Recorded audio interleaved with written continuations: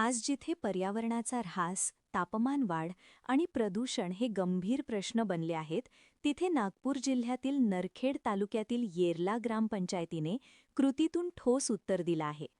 मुख्यमंत्री समृद्ध पंचायत राज अभियान अंतर्गत राबविण्यात आलेला हरित गाव सुंदर गाव वृक्षलागवड कार्यक्रम सध्या संपूर्ण महाराष्ट्राचे लक्ष वेधून घेत आहे.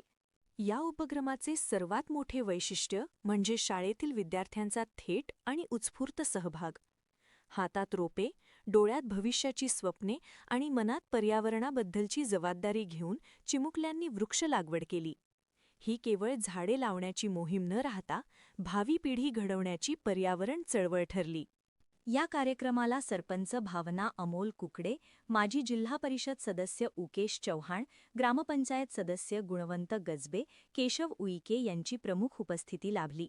तसेच सामाजिक कार्यकर्ते अमोल कुकडे यांचीही उपस्थिती होती. याशिवाय गावातील सर्व स्तरातील नागरिक मोठ्या संख्येने सहभागी झाले होते. पर्यावरण वाचवायचं असेल तर प्रत्येक गावानी पुढाकार घ्यायलाच हवा, असा ठाम संदेश यावेळी मान्यवरांनी दिला.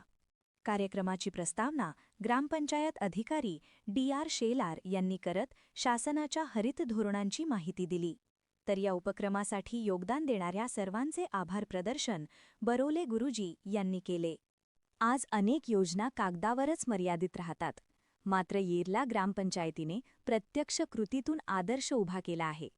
लोकसहभाग, विद्यार्थी सहभाग आणि प्रशासनाची साथ या त्रिसूत्रीमुळे हा उपक्रम इतर ग्रामपंचायतींसाठी रोल मॉडेल ठरत आहे.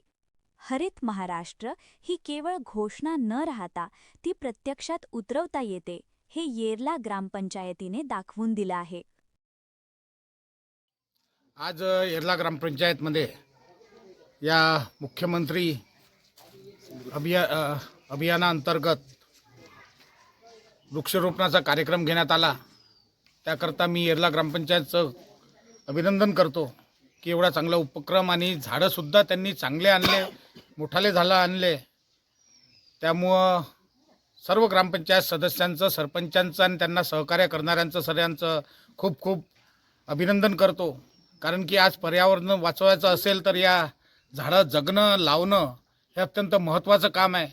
आपले देशाचे प्रधानमंत्री नरेंद्रजी मोदी यांनी सांगितलं आहे की प्रत्येकाने एक झाड तरी आपल्या आईच्या नावानं लावायला पाहिजे, जेणेकरून या देशाचं पर्यावरण चांगलं राहील.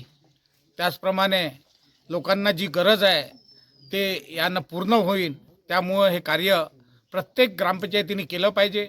आणि आपण जे समाधानाने वृक्षारोपण आणि सारे उपक्रम राबवतो हा येरला ग्रामपंचायत, नक्कीच त्यांचासुद्धा सहभाग या नरखेडमध्ये तालुक्यातून त्यांनी बक्षीस मिळवावं, जेणेकरून गावाच्या विकासाकरता त्यांना अजून हातभार लागेल आणि त्यांचं जी आकांक्षा आहे त्यांचा कार्य आहे अजून समोर वाढेल अशी अपेक्षा बाळगतो.